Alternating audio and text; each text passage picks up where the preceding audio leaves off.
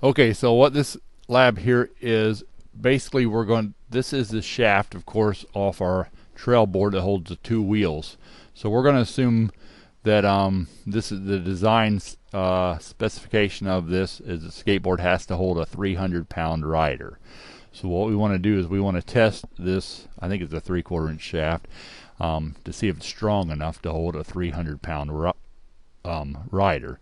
So remember, there's two of these. So the shaft only has to hold 150 pounds, 75 pounds per tire. All right. Now usually there's a safety factor built into your design. If a human's life could be involved, they usually go to at least 4-to-1 on the safety factor. If it's like just a racking and things like that, or something that should not involve a life of a person, a lot of times they'll just go 2-to-1. Sometimes I wonder with racking and forklift drivers if 2-to-1 is really enough, though. But that's typically how that works. So we're going to check the safety factor, and since there is a person on here, you know, you're only 6 inches off the ground. You're probably not going to die if the shaft bends. So it's really not a life involved. So you wouldn't necessarily need 4-to-1, but you definitely need 2-to-1 or more.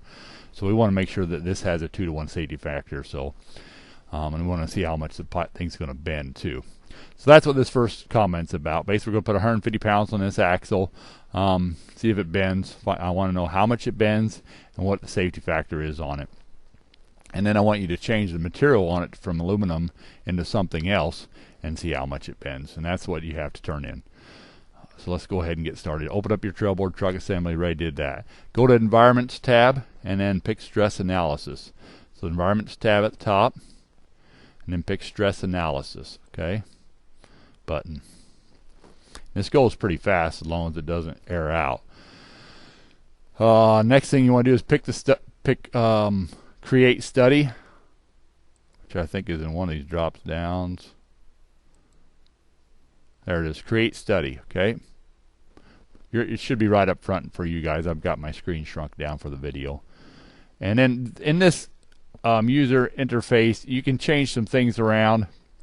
Like you can make the tolerance even smaller, but it's already 4/1000ths of an inch. So I typically would not do that. I typically leave it pretty much alone and take whatever they give me, and usually it's real accurate. So hit OK. Now you need to make sure the materials are right. Since we're in an assembly, it's a little different. It doesn't automatically, if you just did this part all by itself, and lock down like the middle of it and then just put the weights on the edges of it where the wheels are, you wouldn't have to change the material. But since it's in an assembly, we kind of got to force it to be the materials we want. So we're going to assign materials and override all the materials to 6061. So that's in the hit the assign button to do that. Okay. And where it says override material, there's a tab that says override material, and it says as defined, as defined. Well, it'll crash if you leave it as defined. So you got to switch it. So just switch them all.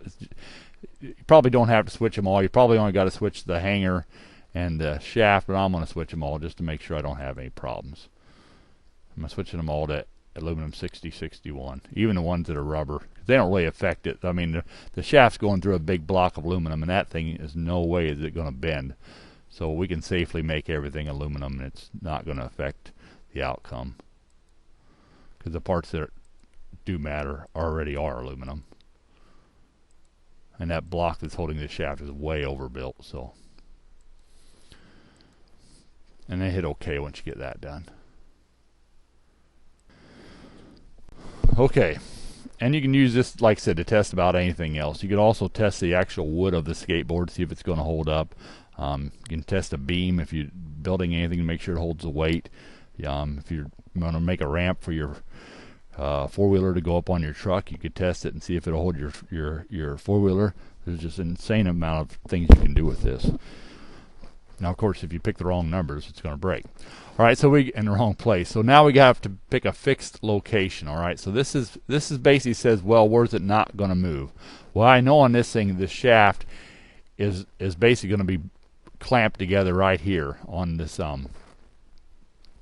hanger. So there's no way it's going to, right on these edges, it's not going to move there. It's not going to bend this big chunk of aluminum. So that's a good place to fix it. and not let it move. 'Cause you got to have it some fixed location. Otherwise, of course, if there's nothing fixed and I put a weight on this, it's just going to fall down, right? So you got to have something's got to be locked down. If it was a beam, you might lock down the two ends and put a weight right in the middle, okay? But in this case, we're going to have to lock down the middle and put the weight on the edges. Okay, so to do that, you pick constraint, and frictionless basically means it's like a slider. Okay, so something is allowed to move, like the example they're showing you there, but we're going to fix it. So pick fixed, and the places we're going to pick are these two planes on the left and right side of the hanger, okay? So like right there, and then you probably got to spin it to get the other one. And there, okay? So those two edges are fixed and they can't move, all right? And that in turn will be like, it's like you welded this thing right to that, and this thing's welded to the ground and it can't move, okay? Then just hit apply. You got to hit apply, and then you can close it out. All right, now it actually shows that they're fixed. You get a little fixed symbol on both these faces now. And also over here in your browser, it's showing you that they're fixed. So you could delete this one if you picked the wrong one, and just right click and delete it and do it over, you know, if you did it wrong, okay? The browser works just like it does in any other Inventor software. So we've got that done. Next thing, we're going to add 150 pounds force, okay, to the left and right faces of the shaft. Okay, so it'd be 150 total. To do that, we go over here to loads, okay, and there's a couple different ones you can put pressure, like this is like if you're building an air tank or something like that.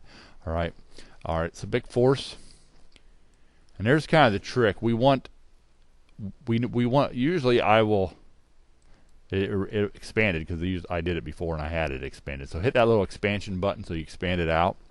And then you'll see these vector components down here. So pick use vector components. Okay. And now you've got to figure out which one of these is going in the right direction. If you look at my little UCS down here in the corner of my screen, the Z looks like it's going parallel with the axis. So I don't want to pick the Z axis because I want to put a force either going down or across, something perpendicular to this axle. Either one of these will do it. It doesn't really have to be down because it's a round tube. It's going to bending in any direction perpendicular to this is going to be the same result. So I can pick X or Y. Either one would work. And you could put, and it doesn't even matter if it's up or down. You could put negative 150 to go down, or 150 might go up, but it really makes no difference. So I'm just going to put 150 in here. Yeah, 150. Okay, and then I need to pick those two faces again. Make sure you pick the face and not like don't pick a line or something. Make sure you get that whole face. Okay, and there you can see that one component is basically running perpendicular to shaft. Now I need to do the same thing on the other side. So I'm going to spin it and then zoom in. Remember, it always zooms from where you're at, so you want to notice where your mouse is at when you're zooming. Okay, so now I got my two forces, or there's two forces, but their total is 150. Okay, that's basically it on that one, I think. Okay, so this will simulate 300 pounds down on the whole skateboard because we got two shafts and they're both putting out 150. So hit apply once you're sure it's right. Like I said, I could have also done that in Y. It wouldn't have made every difference. I can't do it in Z though because it'd be going parallel with the shaft, and that'd be bad because then it literally hold an insane amount of weight that you'd have to smash the shaft. Okay, and close that out. All right, now if we did everything right, it should simulate and run just fine. If we made some mistakes, then it won't. So we go over to simulate, okay, and you pick run, and this is it usually will work if you do everything. If you did everything wrong here, this is where you get an error. Okay, so now basically it's running and testing. Okay, now there's a whole bunch of stuff that was just done with this. It's not bending as much as it looks. It looks like it's bending like crazy, but it's over exaggerating it to kind of show you what's going on. So these von Mises stresses, I don't really remember what they are from engineering school, but so the main thing I want to know is the displacement and the safety factor. That's all I really care about. It's interesting to note that the weakest point is right there where this can't move, and you could probably guess that. That's where it probably have the best chance of breaking. So, you know, if you were going to beef something up, always beef it up where it's red, and you could make the shaft thicker right there, and then taper down to smaller, and you could lower the weight of this whole skateboard theoretically. It'd be a lot more work though, but be an option. So we're going to go right down here to the browser, and the two main things we're worried about are displacement and safety. Now at the very bottom there's a displacement too that gives you the X, Y, and Z displacements. I don't really care about that. I just want to know what the total displacement is. So make sure you pick the top one.